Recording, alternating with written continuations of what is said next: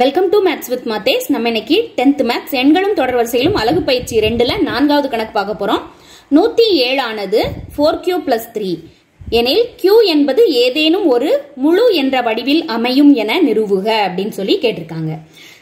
நமக்கு கணக்குல 107ங்கிறது என்ன வடிவில் இருக்குதுன்னு சொல்லிட்டாங்க, 4q + 3 வடிவில் இருக்குன்னு சொல்லிட்டாங்க. கணக்குல 107 ஆனது எந்த வடிவில் இருக்குன்னு கொடுத்துட்டாங்க, 4q + 3 வடிவில் இருக்குது. எனில் q என்பது ஏதேனும் ஒரு முழு என்ற வடிவில் அமையும் என நிறுவுக அப்படின்னு சொல்லி கேட்டிருக்காங்க. சோ இந்த கொடுக்கப்பட்ட சமன்பாட்டில இருந்து q வின் மதிப்பை நம்ம கண்டுபிடிக்கிறோம்.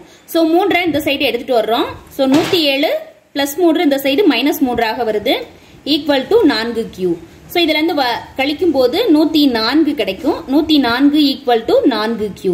இதுல இருந்து q ஓட மதிப்பை தான் நம்ம கண்டுபிடிக்கணும். சோ q மட்டும் சமன்பாட்டின் வலது பக்கம் வச்சுட்டு 4 இந்த சைடு வகுத்தல்ல வருது. சோ 104/4. இப்ப 4ஆல இதை வகுக்கிறோம். 1 4 4, 2 4 8, மீதி 2 24, 6 4 24. சோ q வின் மதிப்பானது நமக்கு 26 அப்படின்னு சொல்லி கிடைச்சிருக்குது. 26ங்கிறது ஒரு முழு எண், முழு.